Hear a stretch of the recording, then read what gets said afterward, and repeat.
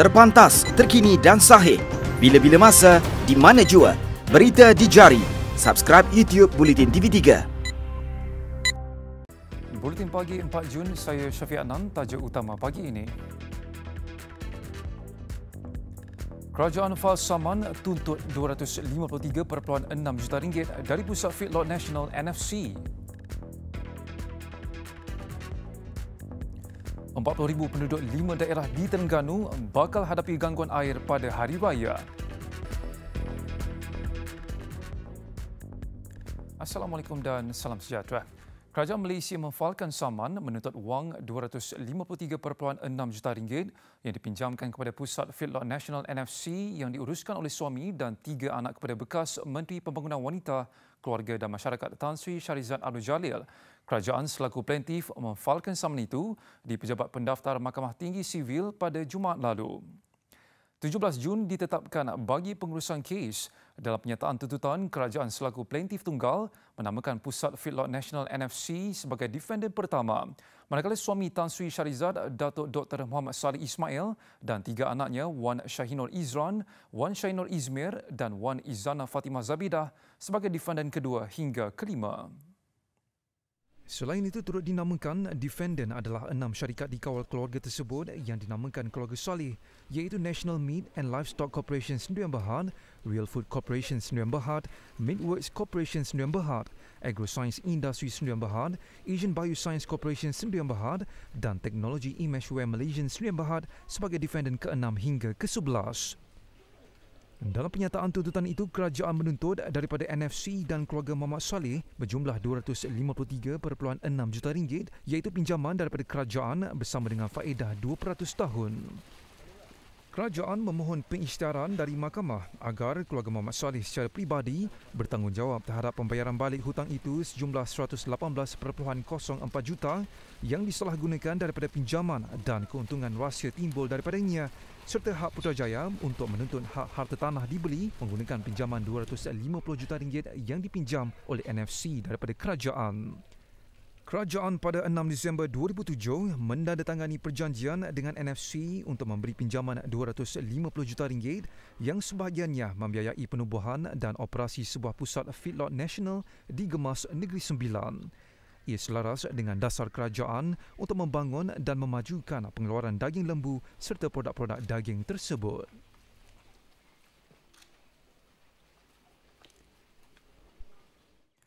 Kira-kira 8,000 pemegang akaun yang melibatkan 40,000 pengguna di 5 daerah di Terengganu dijangka mengalami gangguan bekalan air pada Hari Raya Aidilfitri. Ketua Pegawai Eksekutif Syarikat Air Terengganu 1, Atamin Sulung berkata, daerah itu ialah Kuala Terengganu, Marang, Hulu Terengganu, Setiu dan Besut. Katanya sebahagian kawasan terlibat dijangka mengalami gangguan air pada waktu puncak, iaitu antara jam 5 pagi hingga 8 pagi dan 6 petang hingga 8 malam. Masalah itu berikutan penggunaan air yang melebihi dari tahap kebiasaan dan peningkatan jumlah pengguna yang pulang berhari raya di kampung. Di Kuala Terengganu, antara kawasan terjejas adalah di Kampung Kesom, Bukit Petiti, Kampung Guntung dan Banggul Peradong. Manakala di Marang, sekitar Wakaf Tapai dan Pengkalan Berangan serta 7 kawasan di Hulu Terengganu, Besut dan Setiu. Jadi bukanlah satu tempat tu 5,000 pengguna yang terlibat, tidak. Dia hanya mungkin 100 pengguna, bawah pada 100 pengguna. Jadi bukan satu kesan yang besar. Yang mana jumlah ini boleh kita atasi melalui tangki-tangki statik yang bakal kita agihkan ke lokasi-lokasi berkenaan dengan menggunakan lori-lori tangki kereta yang kita ada. Katanya pihak satu menugaskan 200 orang pekerjanya di tapak penyelenggaraan di seluruh negeri sepanjang musim cuti Hari Raya ini. Beliau turut menasihatkan pengguna supaya berjimat-cemat dalam penggunaan air serta menyimpan air secukupnya bagi menampung penggunaan pada waktu puncak.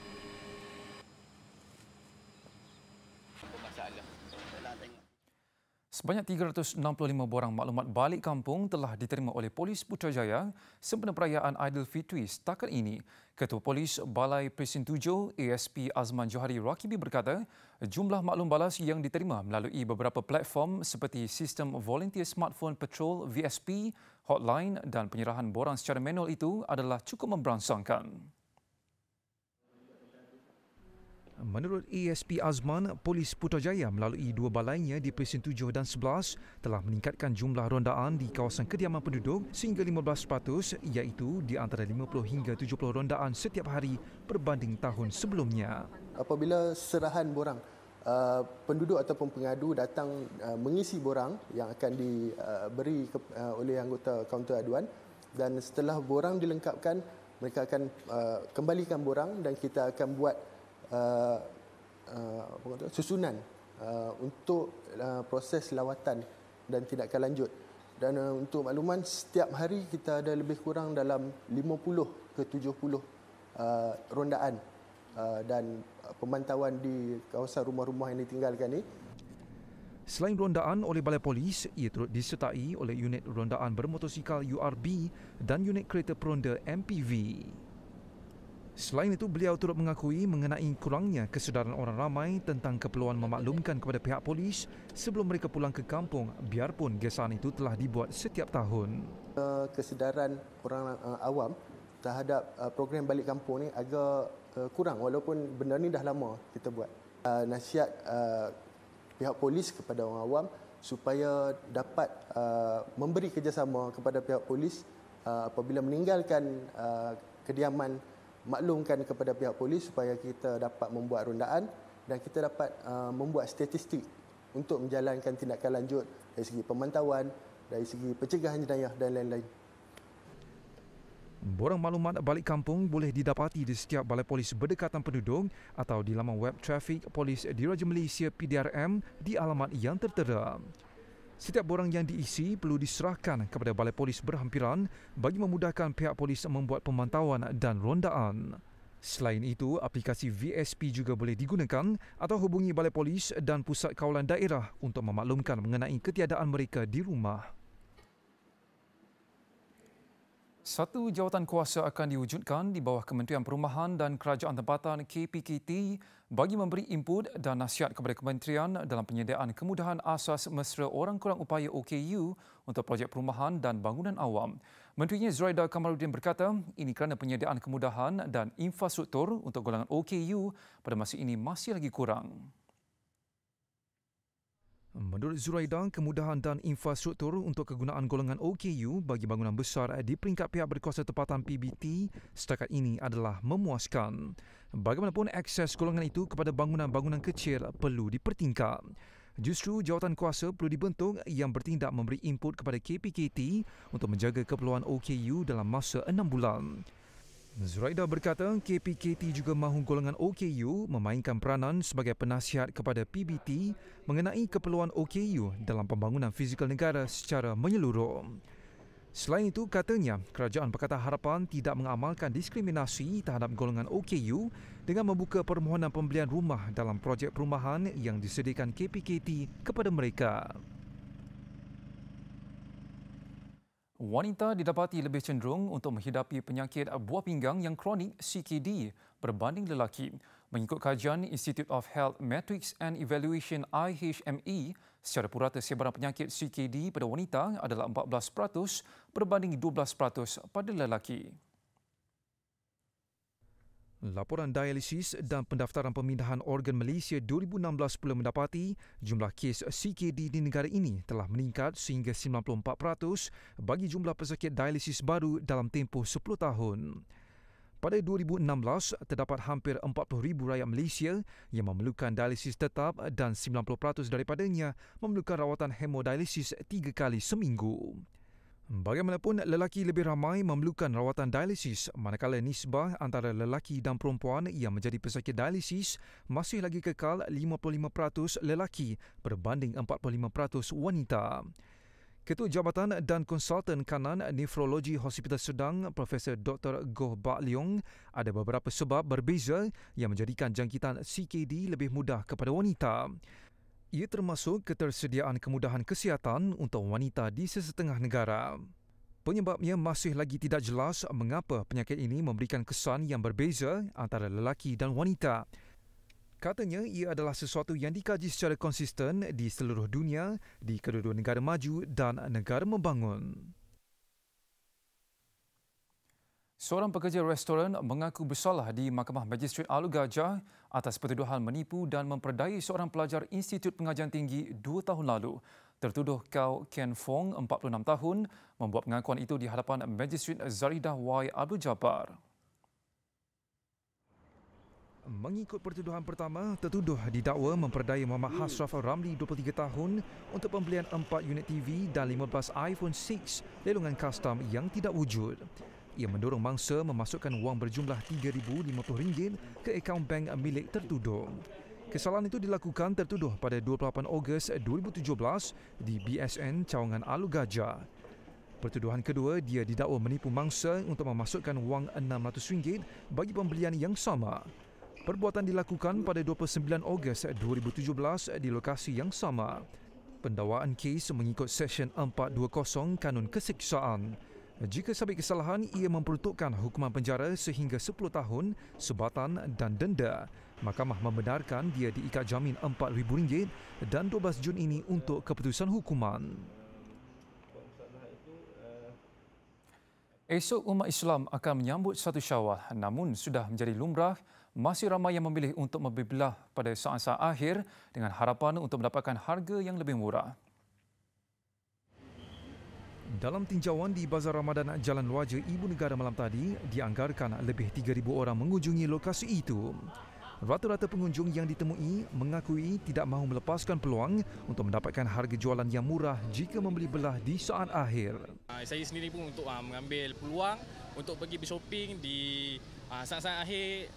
Biasanya setiap tahun saya mendapat, bukan saya sendiri tapi peniaga sendiri membuat potongan harga daripada 20 hingga 70%. Jadi saya ambil peluang ni lah.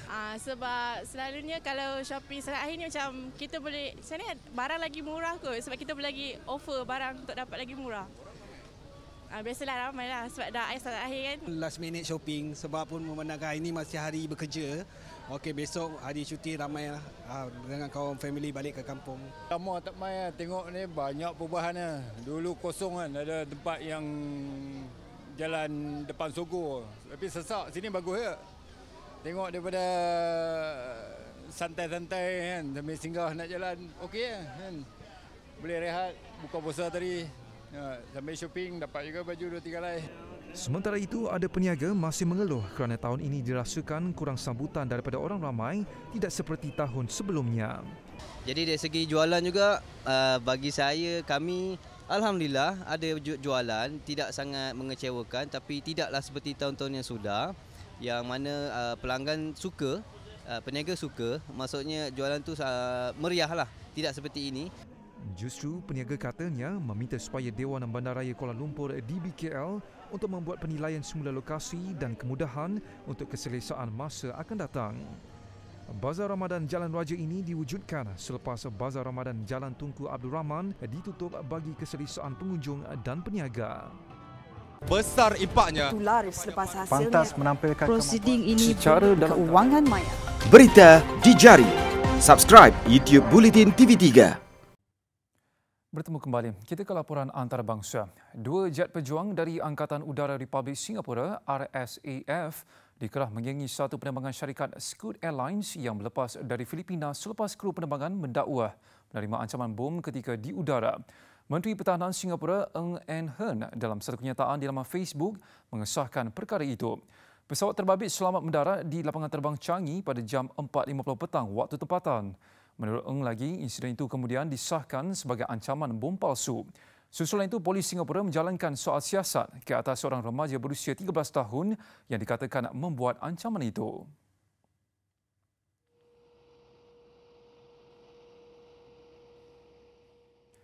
Pengguna di Amerika Syarikat dan beberapa kawasan di Eropah melaporkan gangguan melibatkan perkhidmatan berkaitan Google. Gangguan itu menjejaskan pengguna YouTube, Gmail dan juga Snapchat. Menurut laman web Down Detector, sebahagian besar aduan diterima dari pengguna di pantai timur Amerika Syarikat. Aduan boleh diterima sekitar jam 3.30 petang waktu tempatan. Menurut kenyataan Google, masalah itu berjaya diselesaikan sepenuhnya menjelang jam 7 petang waktu tempatan. Ia dipercayai berpunca dari perkhidmatan Google Cloud dan syarikat berkenaan masih menjalankan siasatan berhubung insiden itu.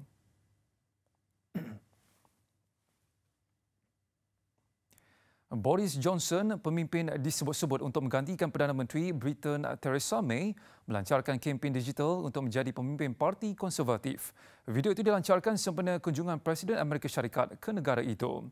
Pelancaran video itu diikuti jejak kempen menjanjikan pengundi beliau akan membawa Britain keluar dari Kesatuan Eropah EU menjelang 31 Oktober dengan atau tanpa perjanjian jika menjadi Perdana Menteri.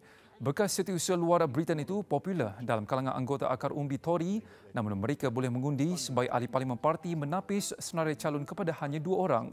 Difahamkan Johnson kurang popular di kalangan ahli parlimennya sendiri berikutan peranan utama beliau dalam kempen Brexit selain gagal disenaraikan untuk 2 tempat terakhir pada 2016.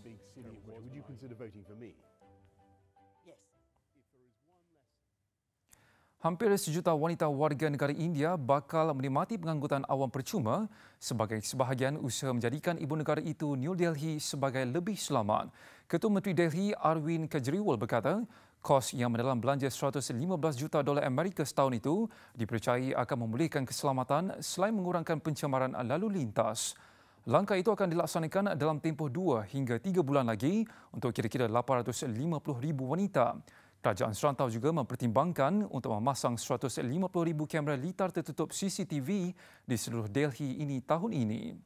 Delhi terkenal sebagai bandar yang berbahaya untuk wanita sejak insiden rogol beramai-ramai dan bunuh seorang pelajar wanita yang menaiki bas pada 2012 sehingga mencetuskan bantahan besar-besaran. Malah kajian PBB juga mendapati Delhi yang didiami hampir 20 juta orang antara bandar paling teruk tercemar di dunia. Besar impaknya. Laris selepas hasilnya. Pantas menampilkan prosiding ini secara keuangan maya. Berita di jari.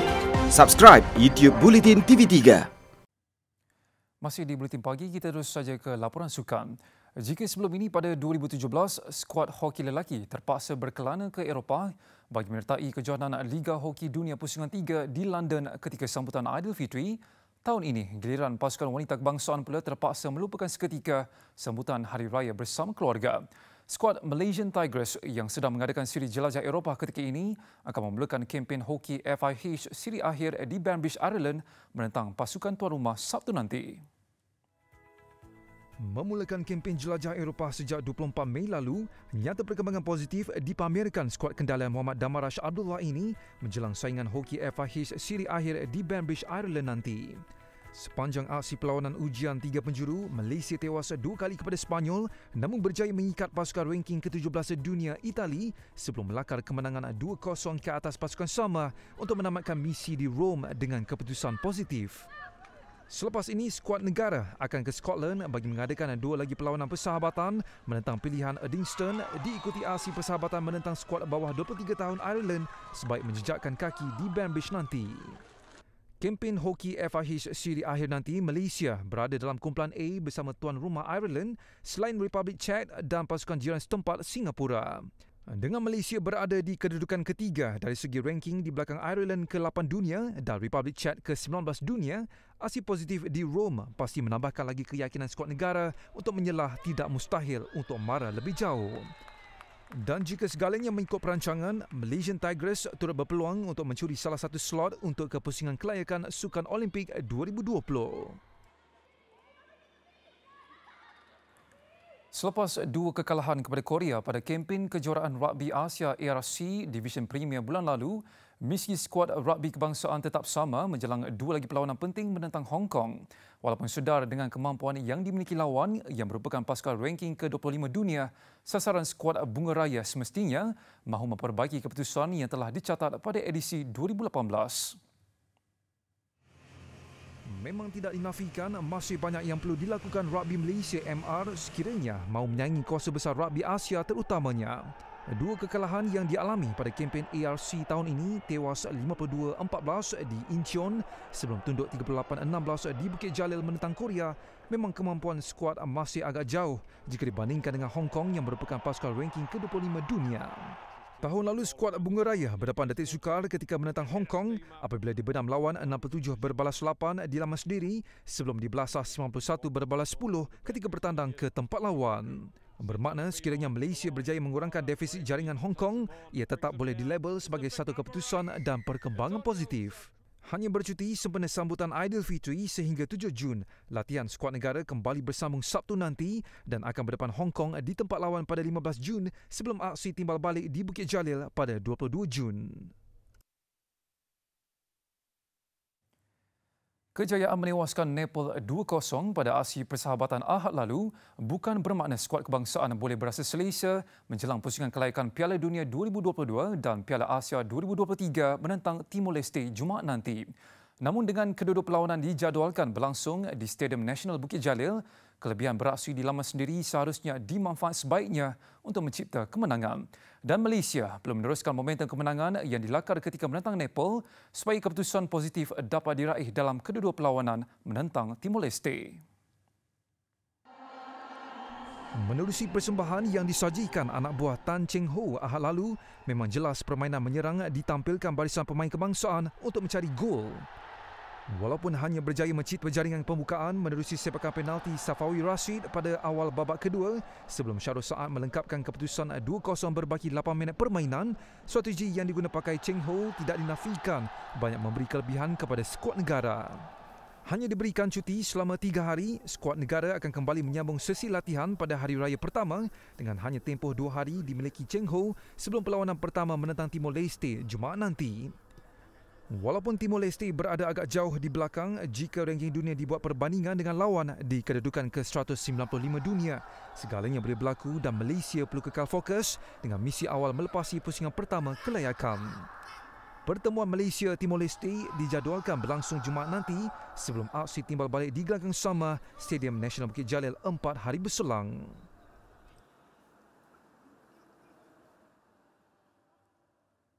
Baiklah, sekian Buletin Pagi. Terus ikuti Buletin TV3 di platform digital dan media sosial kami. Oleh itu, saya Syafiq Adnan. Salam hormat dan Assalamualaikum.